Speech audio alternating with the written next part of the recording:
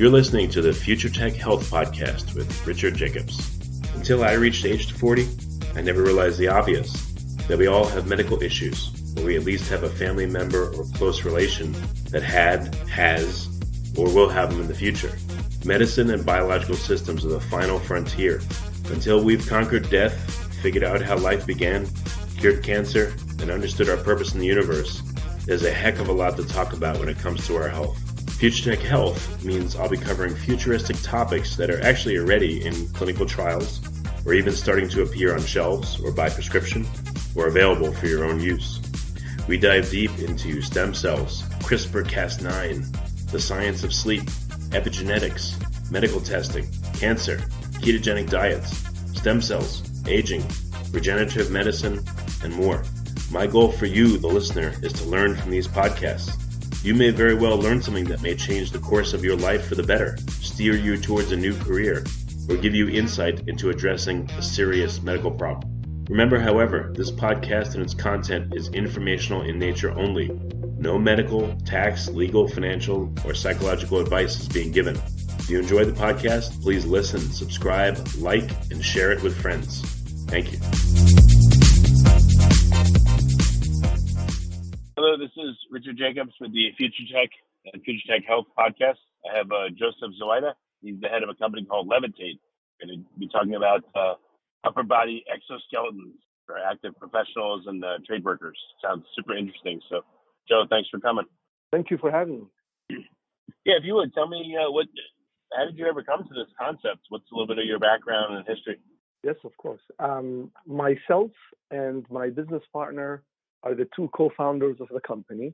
We both come from the medical device industry for basically all of our career. And in a prior venture, my business partner, Mark Doyle, he's the CEO of our company, and he is a serial inventor. And his previous invention was surgical instrumentation for the operating room for surgeons. Mm-hmm. And as he was developing that, he noticed an extensive amount of fatigue and musculoskeletal, excessive musculoskeletal loads on surgeons in the operating room. And, right. They couldn't do anything about it. So he realized that the only solution for this is a wearable upper body exoskeleton to help the surgeons. And that's where he conceived of the idea. He built the prototype in his garage. Well, quick question. What do you mean loads on, like if someone's doing surgery, is it because they have to extend the upper part of them over the table and it hurts their lower back? Or like what kind of problems do surgeons have that require an exoskeleton?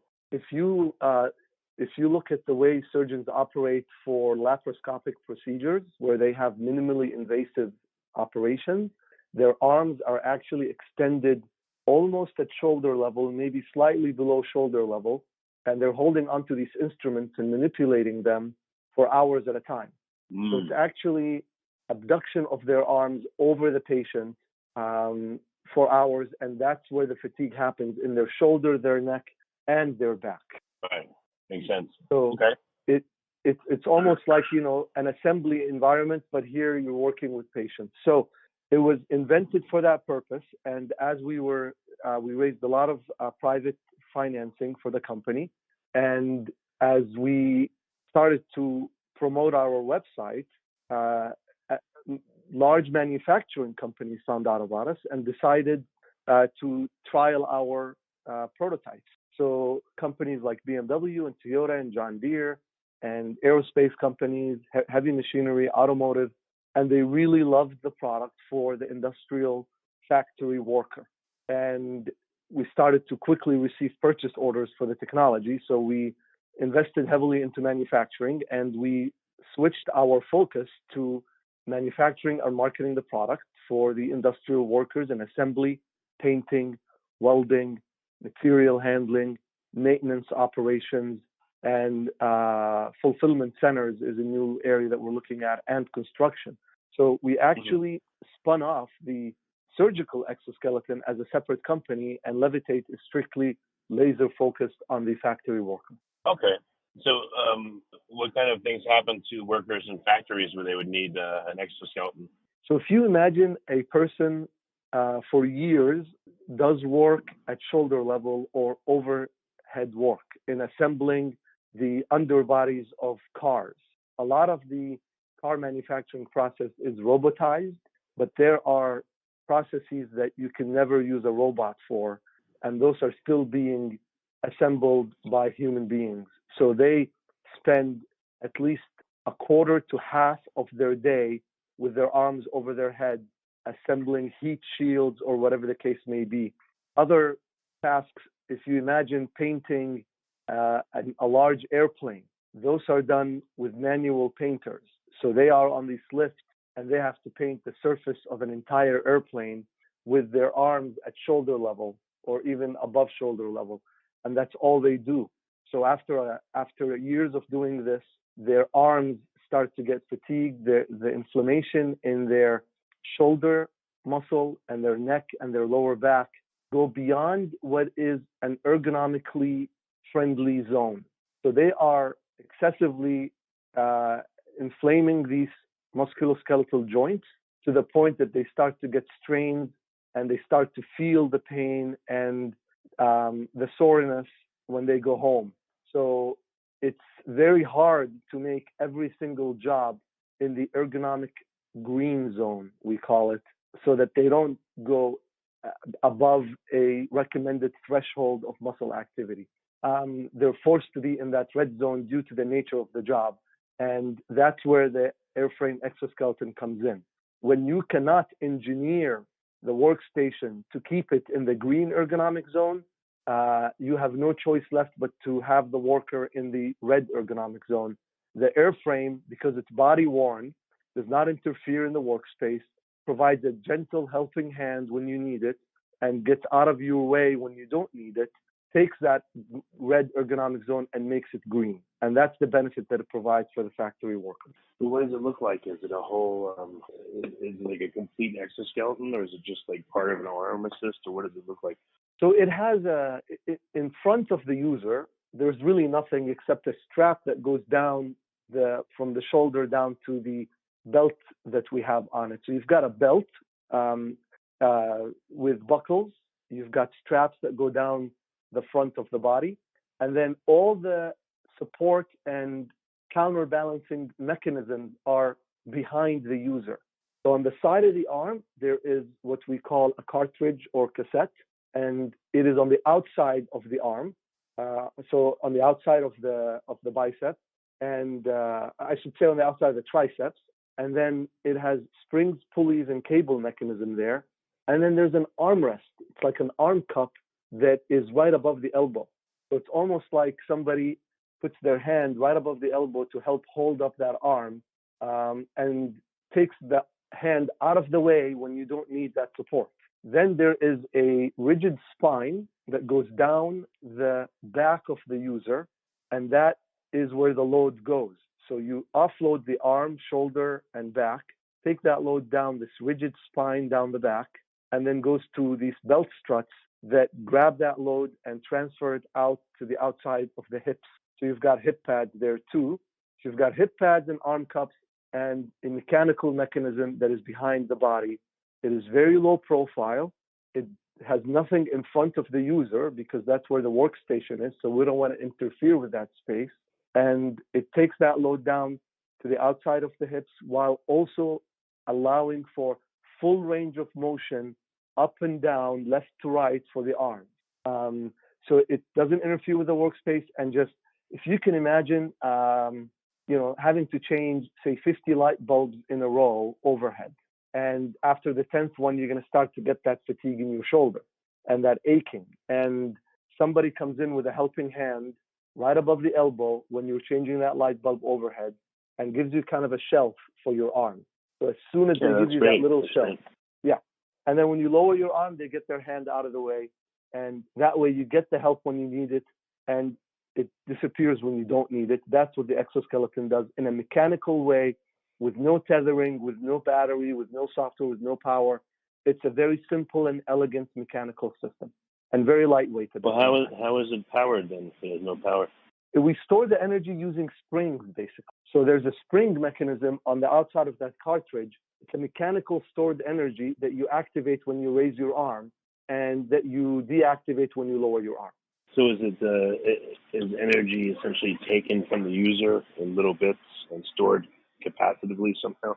The energy is stored inside this cartridge. So when your arm is lowered by your side, the springs are storing the energy. They're extended, but they are disadvantaged because of a cam technology that we have.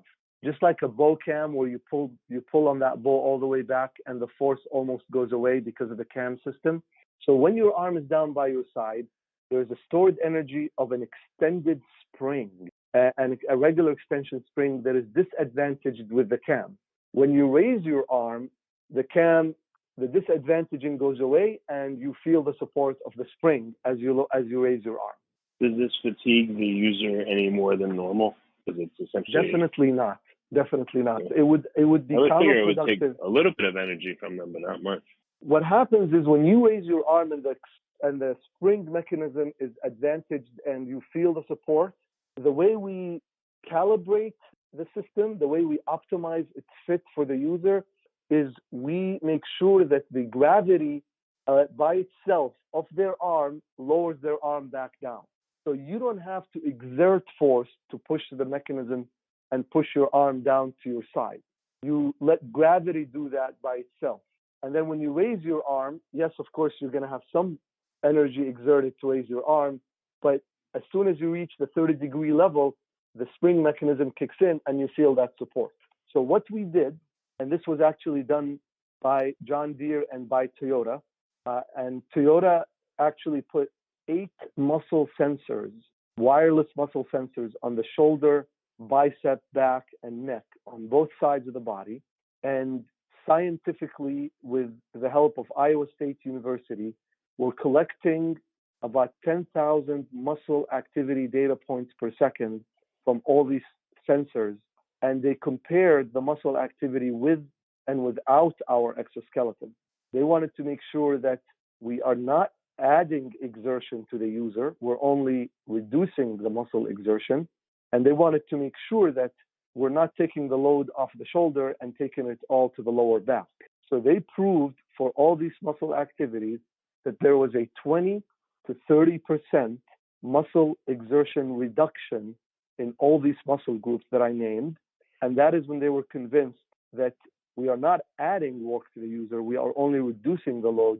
And they also proved that they're taking it from the red ergonomic zone that can lead to sprains and injury to a green ergonomic zone. So overall, because we're taking all the load to the outside of the body, we are not increasing any muscle exertion by the user, we are only reducing it. Well, even if you're taking a little bit of energy from the user, but giving them back a lot more somehow, then that, I'm sure that would be acceptable. But what's the feedback from users? Numbers say something, but what is the user experience? They are truly appreciating the technology. They are aware that they're wearing out their bodies, and when we give them a technology like this, they absolutely appreciate the benefit it's providing to them. Initially, of course, when you ask somebody to put on an aluminum frame that goes down the back, they're going to be resistant to the idea because they're not used to something like that. But once they actually get used to the system and let it do its job, and it's optimized for their body size and their arm size and the type of work that they're doing, they are extremely appreciative. We've had people that said they no longer feel the strains and pain at the end of the day. They go home and they don't feel sore at home. We've had a user that says he feels like he can now retire healthy because of the technology. A lot of these people that are in the assembly world, painting world, that do it for a living, welders that do it for a living, they retire, unfortunately, with musculoskeletal disorders. That's just the nature of the type of work that they do. So they are very appreciative, and they don't want to give the device back once they try it. Well, again, what have they noticed specifically? Any comments from them like, oh, I feel less tired, or, right off the bat, do they feel anything, or it takes a while? Like, what are some specific comments? The response to the ergonomic support the device provides is quite immediate. You will quickly realize that you're getting this very comfortable support for your arm. Their feedback specifically has been that at the end of the day, if they were to rate the muscle fatigue and aching in their shoulder, for example, from 1 to 10, they would say that every day I go home with fatigue level of 7 out of 10, or aching of 6 or 7 out of 10, 10 being the absolute worst. When they wear the airframe and they do their same job, at the end of the day, they feel the fatigue level to be a 2 out of 10 or a 3 out of 10. That's the difference that the technology provides. That's amazing. It really is amazing. It's a great invention, and that is why we're getting tremendous reception to it, to the point that Toyota Motor Manufacturing made it corporate policy that exoskeletons for certain jobs that are in the red zone, the airframe exoskeleton is a mandatory PPE, personal protective equipment, just like safety glasses, basically. So it's making a very big difference for these workers that are exposed to these tough job environments. So that's great. I was going to joke and say I should get my wife an exoskeleton for the kids. Yeah, we get those comments a lot, and they are actually valid. I have used our airframe to carry my baby when she was younger. So it's a very versatile. There are so many different jobs that can benefit from this.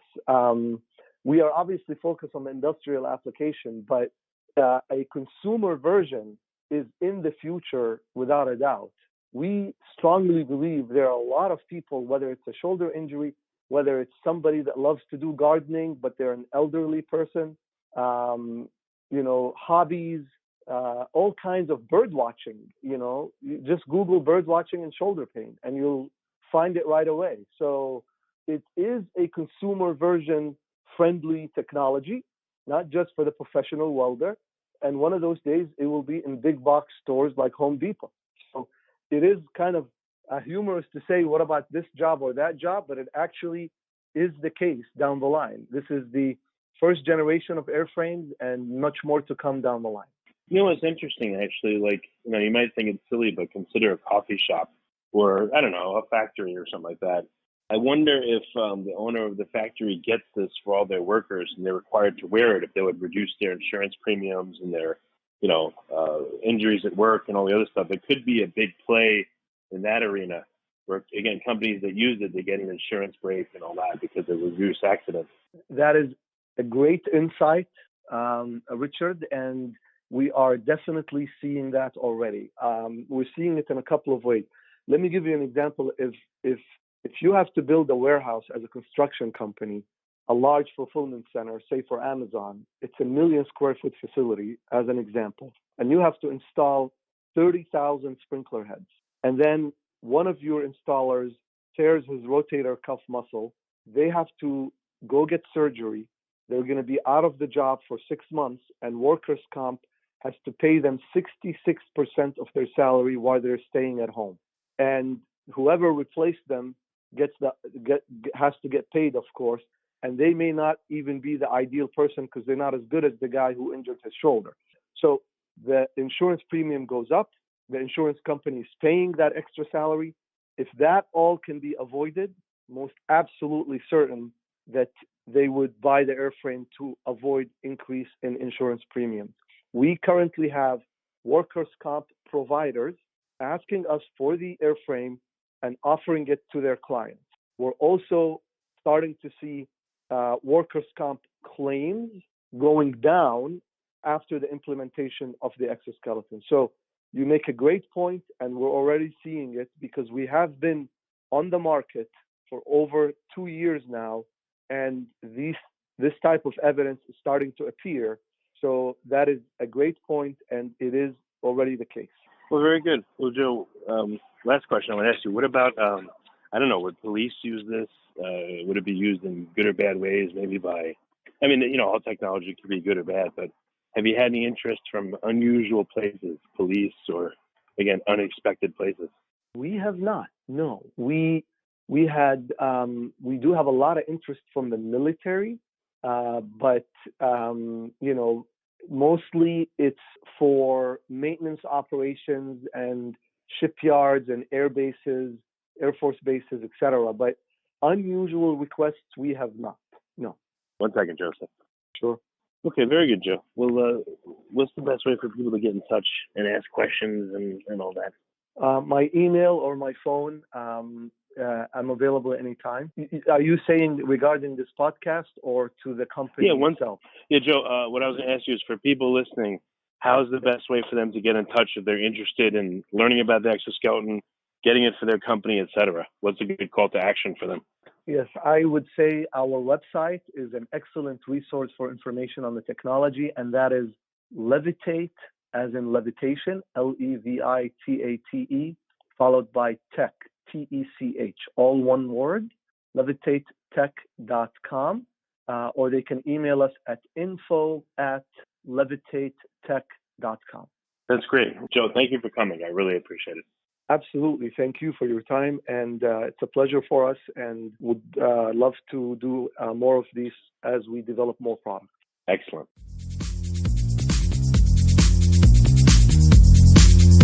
You're listening to the Future Tech Health Podcast with Richard Jacobs. Until I reached age 40, I never realized the obvious, that we all have medical issues, or we at least have a family member or close relation that has, or will have them in the future. Medicine and biological systems are the final frontier. Until we've conquered death, figured out how life began, cured cancer, and understood our purpose in the universe, there's a heck of a lot to talk about when it comes to our health. Future Tech Health means I'll be covering futuristic topics that are actually already in clinical trials, or even starting to appear on shelves or by prescription, or available for your own use. We dive deep into stem cells, CRISPR-Cas9, the science of sleep, epigenetics, medical testing, cancer, ketogenic diets, stem cells, aging, regenerative medicine, and more. My goal for you, the listener, is to learn from these podcasts. You may very well learn something that may change the course of your life for the better, steer you towards a new career, or give you insight into addressing a serious medical problem. Remember, however, this podcast and its content is informational in nature only. No medical, tax, legal, financial, or psychological advice is being given. If you enjoyed the podcast, please listen, subscribe, like, and share it with friends. Thank you.